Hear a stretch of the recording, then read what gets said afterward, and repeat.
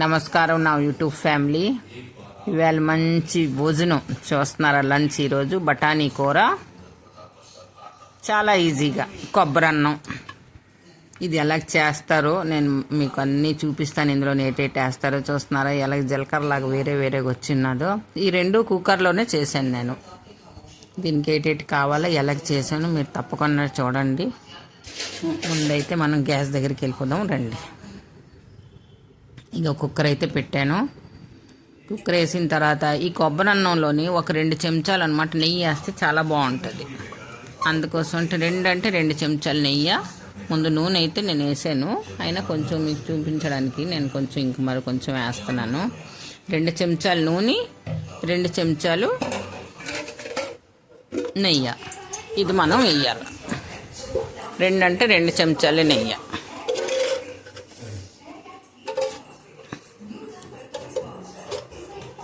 ఎందుకంటే ఇది వేస్తే దీని ఫ్లేవర్ వస్తుంది అన్నమాట.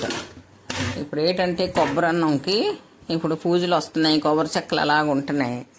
అయితే మనం ఇలాగా కొబ్బరి పాలు తీసుకొని ఉంచున్నామంటే కూరలోనికి కూడా పనికి వస్తుంది. ఇందులోని ఒక్క ఇలాచీ, దానికి ఒక్క ఇలాచీ. ఇది నేను పావు బియ్యం చేస్తున్నాను. పావు బియ్యంకి పెద్ద చెక్క ఒకటి ఉంటే ఆ పెద్ద చెక్క పాలు సరిపోతాయి మనకి. 4 లవంగాలు,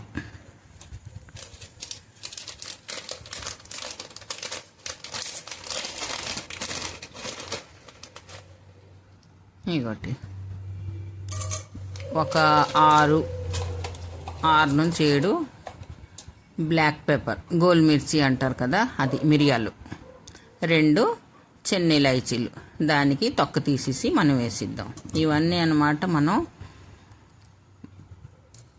చిక్కి చేసేయడమే. దాని ఫ్లేవర్ ఇందులో వచ్చేస్తుంది, చాలా బాగుంటుంది. కొంతమంది ఇందులో శనగపప్పు, మినప్పప్పు అన్నీ వేస్తారు, కానీ అసలు ఇందులో అవన్నీ వేయం మనం. ఇగో కొంచెం ఫ్రై అయిన తర్వాత మీ దగ్గర అవైలబుల్ ఉంటే కాజులు, జీడిపప్పు మీరు ఒక గిన్నెడనే వేసుకోవచ్చు. నేను ఇన్ని వేసాను, సరిపోతాయి నాకు.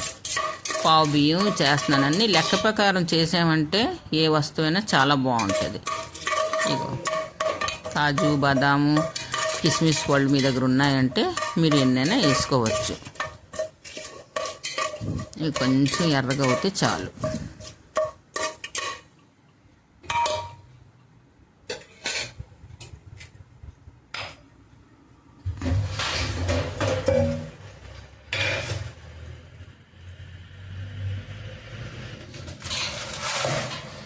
ఈ కలర్ వచ్చిందంటే మనకి బోల్డ్. నేను ఎక్కువ గ్యాస్కి అనమాట తేజ్లోని పెట్టలేదు, స్లోలోనే పెట్టాను. ఏ వస్తువైనా స్లోలోనే అవుతే దాని రుచే వేరే.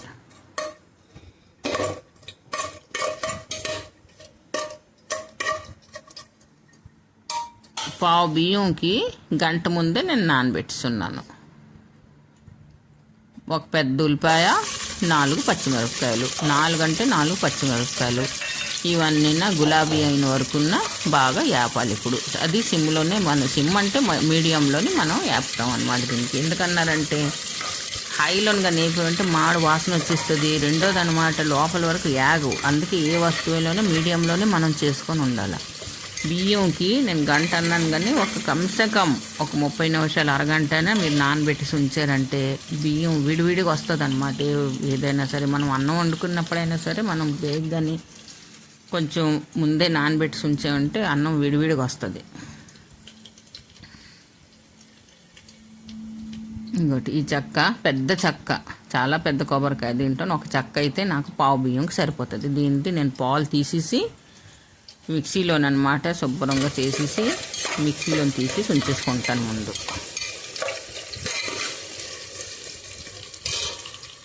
పాలు తీయడం వచ్చు కదా మీకు. శుభ్రంగా దీనికి చిన్న ముక్కలు చేసేసి మిక్సీలోని కొట్టేసి నీళ్ళతోని ఒక చన్నీలోని కానీ చేసామంటే పాలు వచ్చేస్తాయి. ఇంకోటి ఉల్లిపాయలు అయితే ఎగిపోయి ఇప్పుడు మనం ఇందులోని పాలు పోద్దాం.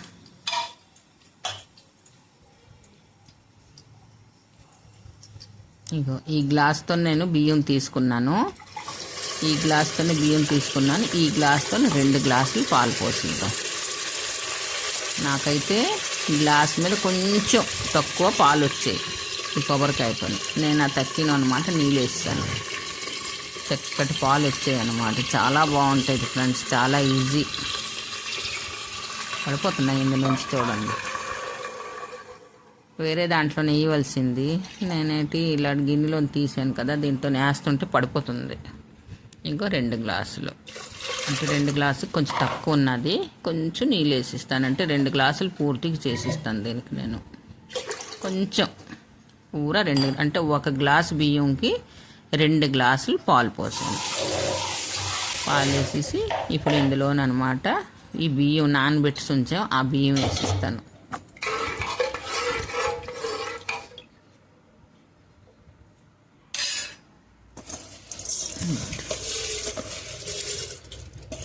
మీ దగ్గర బాస్మతి రైస్ ఉన్నదంటే మీరు వేసుకోండి. ఇది నార్మల్ మన రైస్ అనమాట. నార్మల్ అంటే కంట్రోల్ కాదు, హెచ్ఎంటి బియ్యం అనమాట. ఇవి మనం రోజు వండుకుంటాం. ఆ బియ్యం తగినంత ఉప్పు కలిపేసి, ఉప్పు కూడా మీరు చూసేసుకోండి స్వాద ఎలాగున్నదో ఏంటో, మీకు తగినంత ఉప్పు మీరు వేసేసుకుంటారు. చాలా బాగుంటుంది ఫ్రెండ్స్. నా ఛానల్లో ఇంకా మంచి మంచి వంటలు ఉన్నాయి, తప్పకుండా చూడండి. ఇక కొంచెం కరివేపాకు,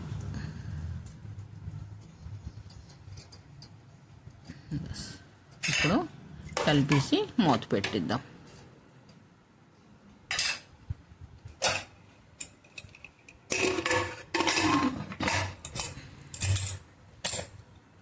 ఇప్పుడు అయిన తర్వాత 3 విజిల్స్ వచ్చిన తర్వాత ఇది బంద్ చేసిద్దాం. అయితే ఇప్పుడు ఏంటంటే గ్యాసు 2 గ్యాసులు 3 గ్లాసులు ఇవి కదా, అయితే నేను ఈ కుక్కర్ తీసేసి పక్క గ్యాస్ మీద పెట్టేసి ఇంకొక కుక్కర్లోని బఠానీల కూర ఎలా చేస్తారో అది చూపిస్తాను అనమాట. దీనికి తీసి పక్కన పెట్టిస్తాను.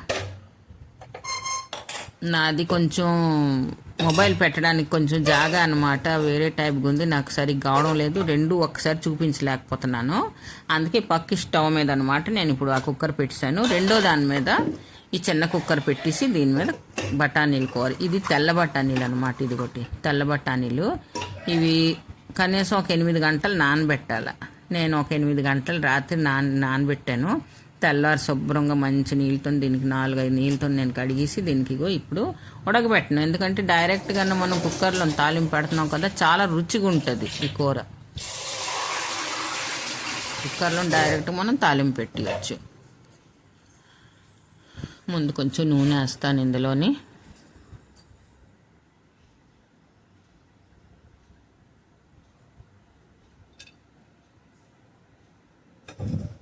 మేము ఫార్చ్యూన్ వాడతాం, మీరు ఏ నూనె వాడతారు నాకు తప్పకుండా మెసేజ్ చేయండి ఫ్రెండ్స్. నా ఛానల్కి ముందుకు తీసుకొని వెళ్ళండి. ఇదిగోటి ఇప్పుడు నూనె వేడెక్కింది. ఒక తేజ్పత్తా ఆకు, దాని తర్వాత ఒక పెద్ద ఉల్లిపాయ, ఈ 2 బాగా యాగనండి. ఉల్లిపాయలు బాగా గులాబీ కలర్లో యాగాల, శుభ్రంగా చాలా బాగా వేగిపోవాలి ఇది.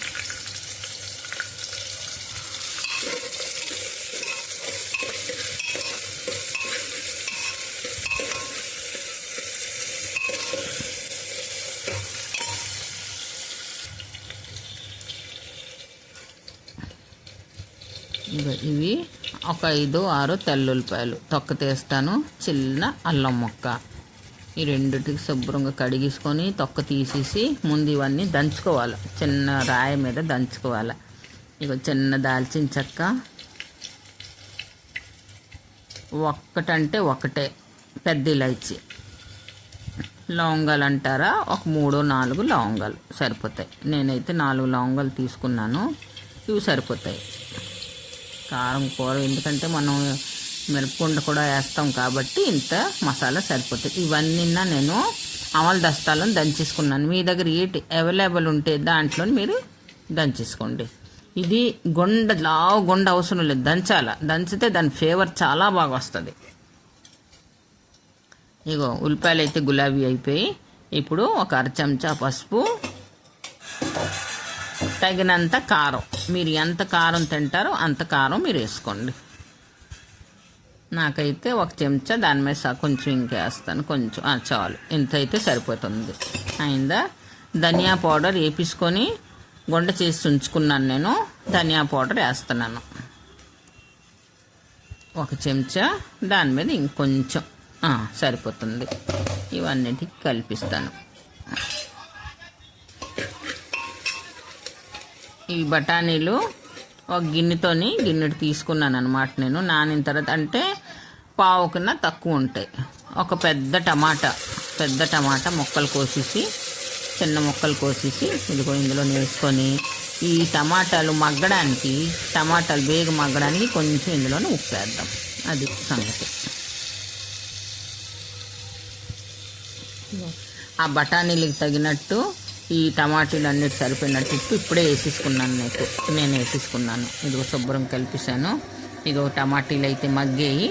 ఇప్పుడు అన్నమాట ఇందులోనే మనం బఠానీలు వేసేసుకుందాం.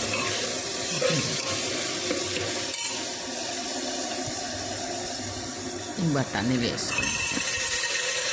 ఈ బఠానీలు ఇంచుమించి గిన్నెతో అన్నాను కదా, ఉంటాయి. ఒక పావు కన్నా తక్కువ ఉన్నాయి. కొంచెం శుభ్రంగా కలిపేసుకుందాం.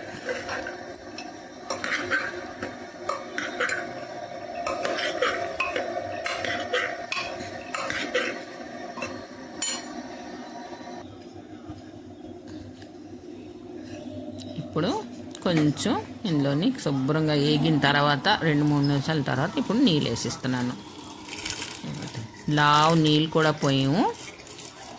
ఒక గ్లాసు, పెద్ద గ్లాసుతో ఒక గ్లాసు నీరు అయితే సరిపోతుంది. ఇది ఇంత నీరు అయిపోతే చాలు.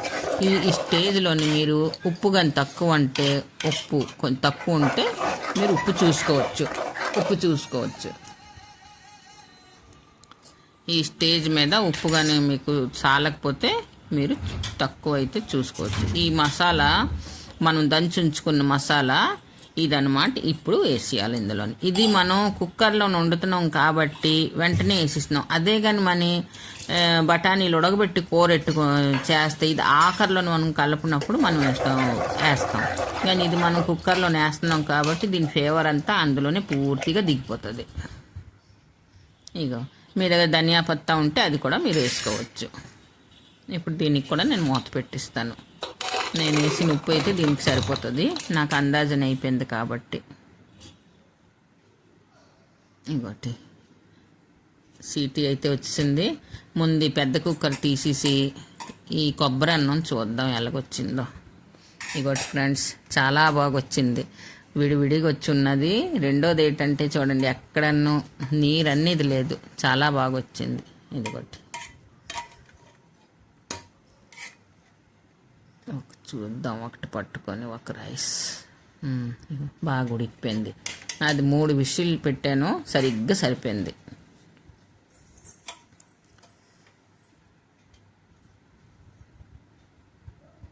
ప్లేట్లోనికి తీసేసి మా ఆయనకైతే వడ్డించిస్తున్నాను. చూస్తున్నారా ఎంత విడివిడిగా వచ్చింది. చాలా టైం కూడా పట్టలేదు, అరగంటలోని 2 అయిపోయాయి. ఇంకోటి ఇప్పుడు కూర తీద్దాం.